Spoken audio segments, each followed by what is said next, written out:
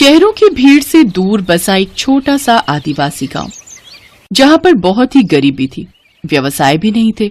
लोग अपने परिवारों के पालन पोषण और भोजन की व्यवस्था के लिए गांव से बहुत दूर शहरों में जाकर मजदूरी करते थे और शाम को घर लौटते थे।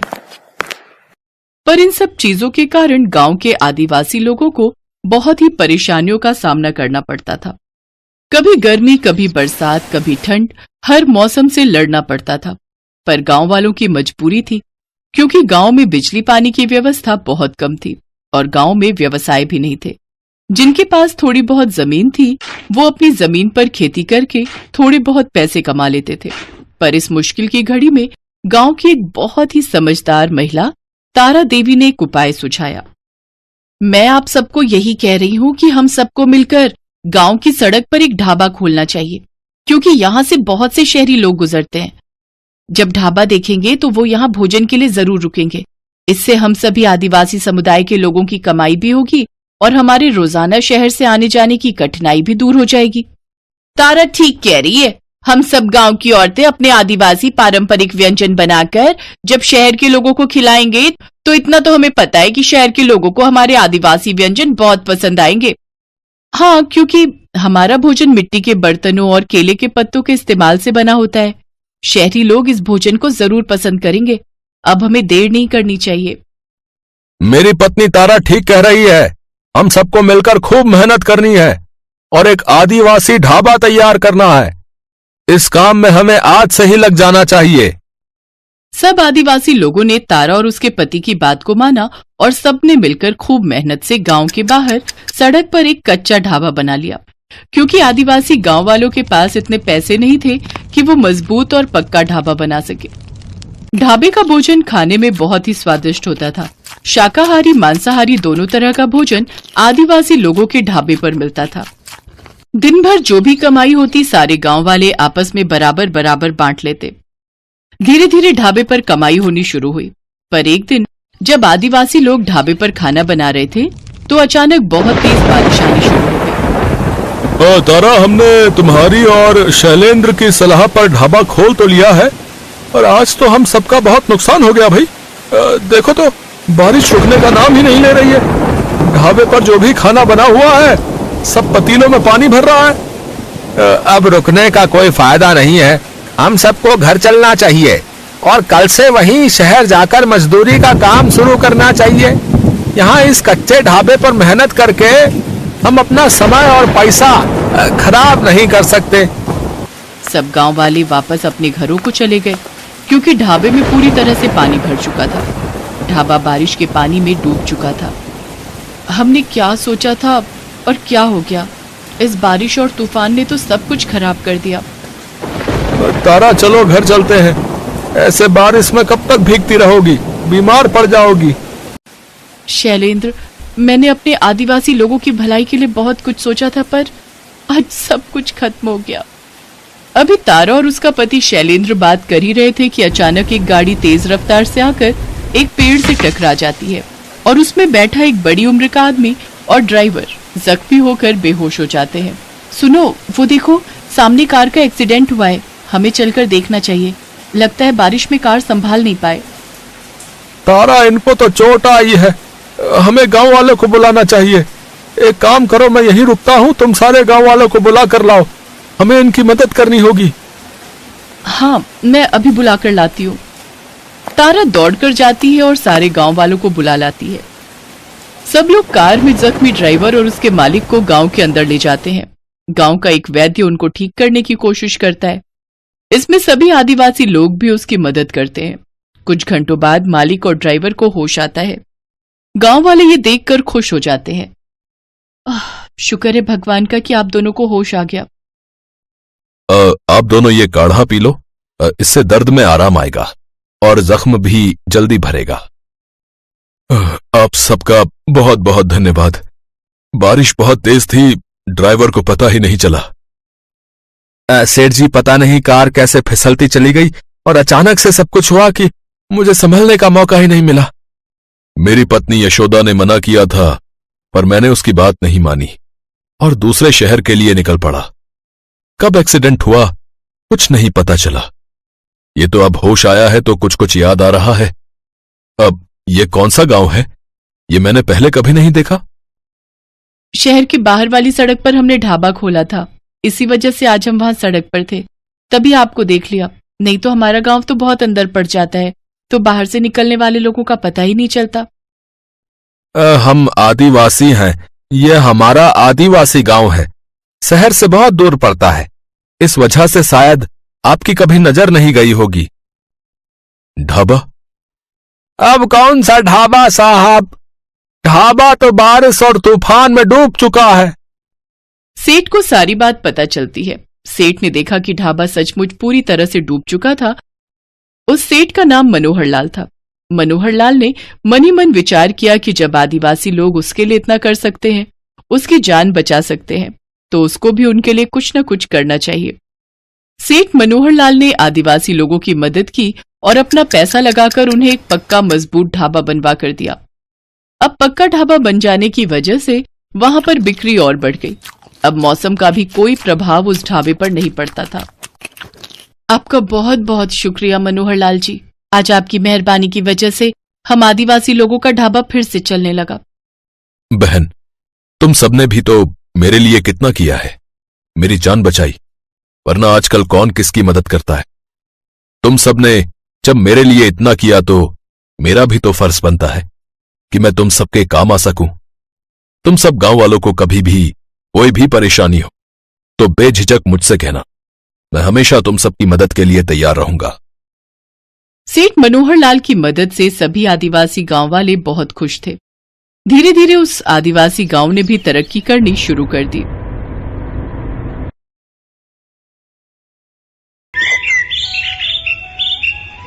छोटू, चल बेटा जरा जल्दी कर। वो 5 नंबर वाले टेबल पर कस्टमर बहुत देर से खाने का इंतजार कर रहा है और बाहर भी लाइन बढ़ती जा रही है। इतना लेट करेंगे तो सब बगल वाले होटल में चले जाएंगे। बस मालिक, 5 नंबर वाले का ऑर्डर तैयार है और यहाँ कुछ टेबल भी बस खाली होने वाली हैं, तो बाहर वाले कस्टमर्स अब अंदर आ सकते हैं। ये है सत्यभान और इसका होटल अतिथि देवो भव। जैसा इस होटल का नाम था, ठीक वैसा ही यहाँ का काम था। होटल के अंदर आने से पहले हर कस्टमर का तिलक किया जाता था और फिर बड़े ही सम्मान के साथ उसे बिठाकर खाना परोसा जाता था। इस अनोखे तरीके की वजह से ही सत्यभान का ये होटल बहुत मशहूर था और बड़ी दूर दूर से लोग यहाँ खाना खाने आते थे। होटल के खाने का बढ़िया स्वाद और यहाँ की साफ सफाई भी एक बड़ी वजह थी कि आसपास के कई होटलों और ढाबों को छोड़कर कस्टमर सत्यभान के पास ही आते थे। सर, मेरा नाम रमन है, मैं पब्लिक टाइम्स अखबार से आया हूँ, मुझे आपका इंटरव्यू करना है। अच्छा, हाँ, क्यों नहीं, आइए आइए। रुकिए, पहले मैं आपका तिलक करूंगा। हाँ, अब ठीक है, अब आप यहाँ आराम से बैठिए। छोटू, जल्दी से साहब के लिए गर्मा गर्म कचौड़ियाँ और बढ़िया चाय तो लेकर आ। हाँ तो सत्यभान जी, सबसे पहले मैं आपका पूरा होटल और यहाँ की किचन देखना चाहूंगा। वैसे सुना तो मैंने ये है कि आप किसी को भी अपनी रसोई में लेकर नहीं जाते, लेकिन मुझे तो आपके वहाँ लेकर जाना ही होगा, वरना ये इंटरव्यू अधूरा रह जाएगा। अरे बस, वो बात ऐसी है कि आप तो जानते ही हैं, होटल के बिजनेस में सारा खेल खाने में इस्तेमाल होने वाले मसालों और रेसिपी का ही है, और यहाँ मैंने और मेरे साथियों ने बड़ी मेहनत से ये सब तैयार किया है। अच्छा, लेकिन आपके यहाँ जो लोग काम करते हैं, मतलब आपके साथी, अगर उनमें से किसी ने धोखा दिया तो? नहीं नहीं, ऐसा तो हो ही नहीं सकता। यहाँ जितने भी लोग मेरे लिए काम करते हैं वो सब के सब मेरे गांव से ही हैं, यानी सब मेरा परिवार है। आज तक का रिकॉर्ड है, मुझे मेरा कोई साथी छोड़कर नहीं गया। ये तो वाकई बहुत बड़ी बात है। लेकिन अब तो आप इतने मशहूर हो गए, आपका होटल एक ब्रांड बन चुका है, तो लोग आपकी रसोई को अंदर से देखना चाहते हैं। आप चिंता मत कीजिए, मैं आपके मसालों और रेसिपीज का राज नहीं खोलूंगा, लेकिन रसोई के अंदर की कुछ फोटोज तो चाहिए होंगी आपके इंटरव्यू के साथ छापने के लिए। सत्यभान उस पत्रकार को समझाने की कोशिश करता है, लेकिन वो खुद ही उस पत्रकार की बातों में फंस जाता है। अखबार में अपना इंटरव्यू और फोटो छपने की बात से वो बहुत खुश था और इसी खुशी में वो बह गया और उस पत्रकार को उसने अपने होटल का एक एक कोना बहुत अच्छे से दिखाया। साथ ही अपनी रसोई में ले जाकर अपने सारे तौर तरीकों और रेसिपीज का भी अनजाने में खुलासा करता गया। वो पत्रकार होटल की लगभग हर चीज की तस्वीर ले रहा था। इंटरव्यू के दौरान उसने सत्यभान से कई सवाल पूछे, जिनके जवाबों में सत्यभान के सारे सीक्रेट खुलते जा रहे थे। अच्छा सत्यभान जी, बहुत अच्छा लगा आपसे मिलकर। इंटरव्यू के लिए शुक्रिया, अब मैं चलता हूँ। जी, आपका बहुत शुक्रिया। अब वैसे ये सब कब छपेगा अखबार में? बस यही 1-2 दिन में, मैं आपको फोन पर इन्फॉर्म करूंगा। इतना कहकर वो पत्रकार सत्यभान के होटल से बाहर निकलता है और कुछ दूर पहुंचते ही मुस्कुराते हुए अपने गले में पहना हुआ आई कार्ड उतारकर एक कूड़े के ढेर में फेंक देता है। बड़ा अक्लमंद समझता था खुद को, एक नंबर का बेवकूफ निकला ये तो।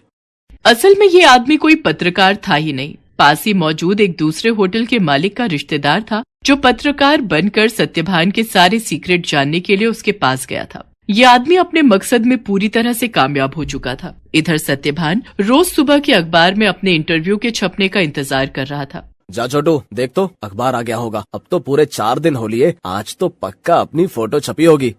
छोटू फौरन उस दिन का अखबार लेकर आता है, लेकिन बीते दिनों की तरह उसमें भी सत्यभान और उसके होटल का जिक्र तक नहीं था। ये देखकर सत्यभान उदास हो जाता है। ऐसा कई दिनों तक होता रहा। फिर सत्यभान ने उम्मीद ही छोड़ दी और ये सब कुछ भुला दिया। फिर एक दिन अचानक सत्यभान के होटल में रेड पड़ जाती है। फूड इंस्पेक्टर अपने कुछ आदमियों के साथ सत्यभान के होटल पहुंचते हैं और वहां मौजूद हर चीज की जांच करने लगते हैं।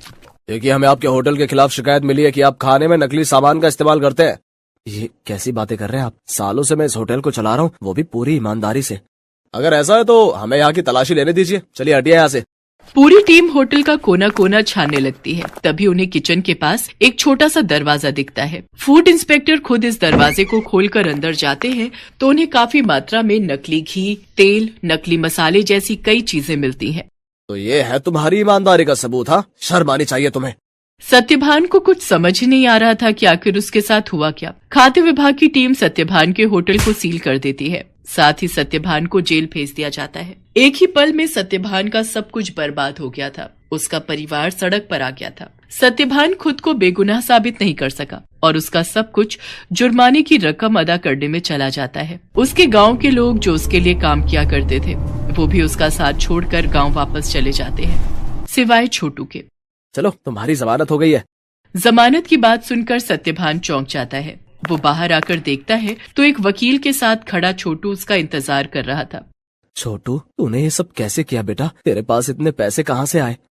मैं तो बिन माँ बाप का एक लावारिस था मालिक। आपने मुझे सहारा दिया था तो मैं आपको इस हाल में अकेला कैसे छोड़ देता? आपको याद है, मैं हर महीने की तनख्वाह से कुछ पैसे जोड़ता था अपनी आगे की पढ़ाई के लिए। बस वही आज काम आ गए।